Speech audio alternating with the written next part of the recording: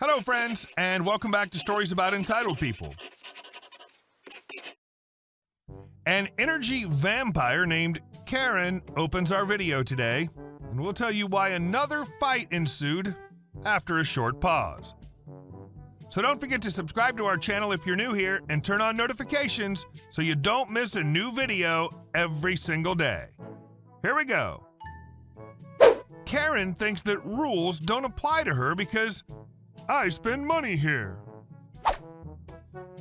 This is a story about a regular Karen that comes into the store I work at. I'm a shift supervisor. She routinely is a pain and is very entitled. Her favorite thing to say to excuse her demands is, "I deserve blank because I spend lots of money here." This particular incident is her most insane and entitled visit to our store yet. Our store is a small store in a small mall. Karen comes in and approaches me as I'm stocking some shelves. Karen, "Excuse me, I need tissues. I'm very sweaty. I'm a runner, you know." Me, "Hi, ma'am. Unfortunately, we don't have any to give to customers due to COVID.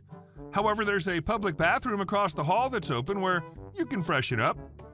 Or you can purchase some purse tissue or wipe packs." Karen, "No, I'm a regular customer here, and I've already spent enough. I don't need to buy it." Me, "I'm sorry, ma'am, but I don't have any tissues to give you. You'll either have to grab some from the washroom across the hall or buy some." Karen, "But I'm a runner. You really should have some available for customers like me." Karen then walked away, and I turned back to my shelf before I heard the sound of a lot of wipes being pulled from the dispenser. This occurred during COVID times, so we have some sanitary wipes for wiping carts at the entrance and exit of the store. I walked around the corner to see Karen pulling wipe after wipe from the dispenser and putting them into a bag.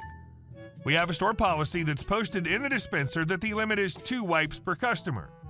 Me, "Ma'am, please, you can't take all those. Those are for customers to clean their carts with. Please stop taking so many." Karen, "I've spent hundreds of dollars here. I deserve a few wipes." She then stormed off further into the store, so I guess that got her to stop after all. I went back to the shelf and was left alone for around 30 minutes before I get a page to the cash. I go up to the front, and I see Karen there looking pissed off and my cashier looking confused. Cashier, "Hey, sorry to bother you, but could you check the price of this? This customer says it should be on sale." I look at the product and recognize it as a product that was on sale last week as part of a promo. Me, "I'm 99% sure this was on sale last week, but I'll go double check to make sure the tag's correct." I checked to see, and the product she wanted was not on sale. However, a smaller version was. I came back and informed her as such. Karen, "No, I don't want that one. I want the big one. It was on sale last week, but I couldn't come by and get it. So can I just get the sale price now?" My cashier and I look at each other before I respond.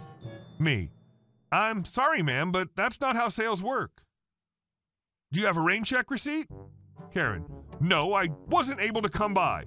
Just adjust the price. I spend so much here, I've paid all your wages, so just discount me." Me, "I'm sorry, but I can't do that. The sale ended last week. You'll have to come back next time it's on sale."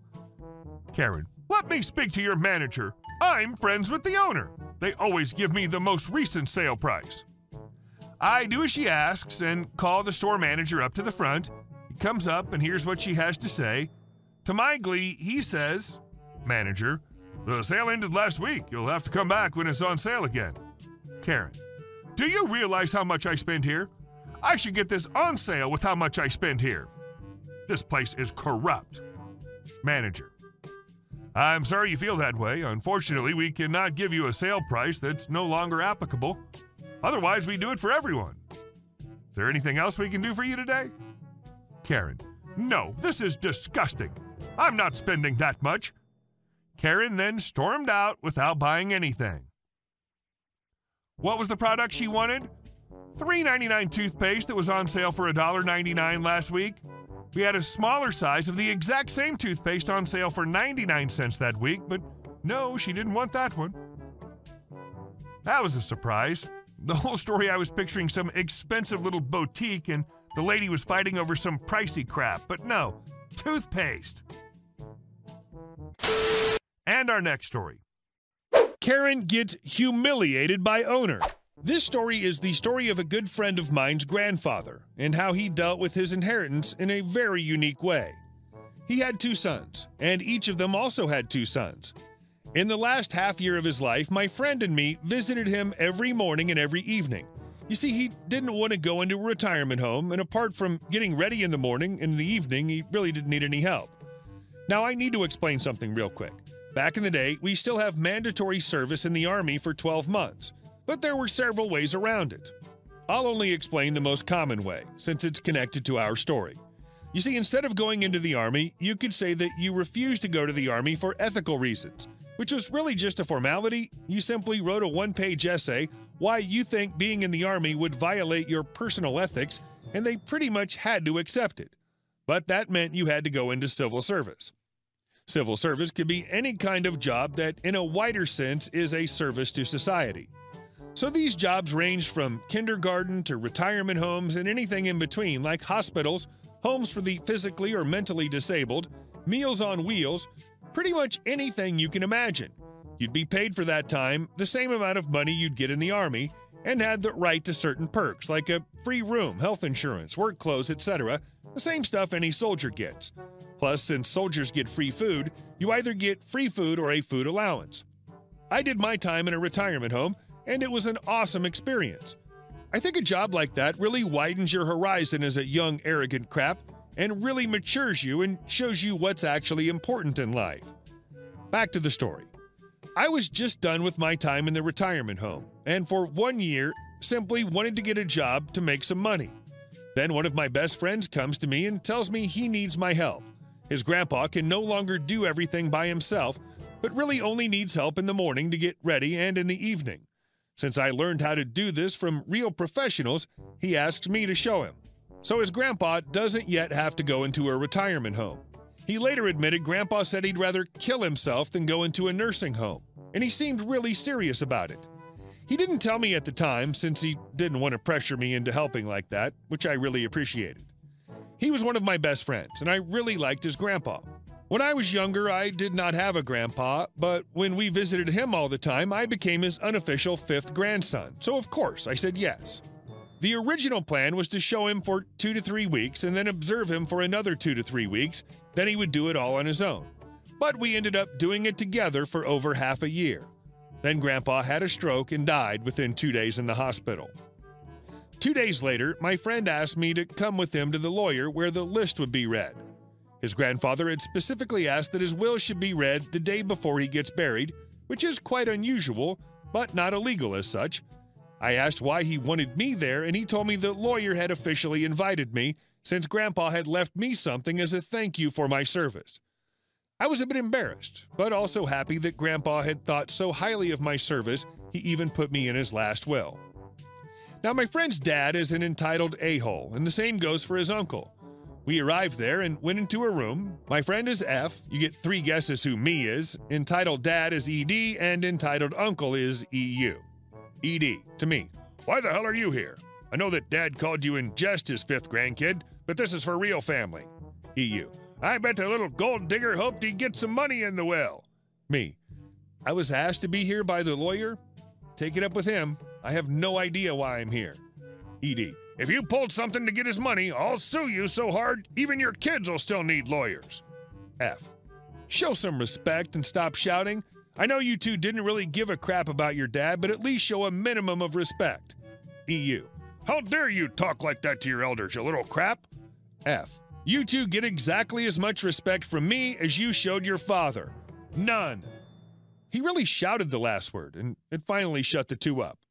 So we sat down and still had to wait for the other 2 grandkids to arrive. The 2 sat right behind us, and what they talked about really made my blood boil. Apparently, they'd both gotten new cars, new jewelry for the wives, and had planned a huge holiday. All that was paid for by credit, and they planned to pay for it with the inheritance. None of them even said a word about missing him or being sad that he died. Nothing. Only me, and money, money, money, money, money. They seemed to be in competition to who could spend the inheritance faster the way they planned away the money. Then finally, we were all there, and the lawyer read out a short letter. What I tell you here is a much shortened version, but the real thing was several pages long. Boils down to this. In recent years, I more and more realized that some people in my family cared a lot more about me than others. I am especially disappointed in my 2 sons, but I wanted to be really fair and not biased, so I came up with a point system. Letter/phone call, 1 point, plus 1 if it's extra long. Visit, 2 points per hour plus 1 point per hour of travel to me and back. Helping me out with something, 3 points per hour.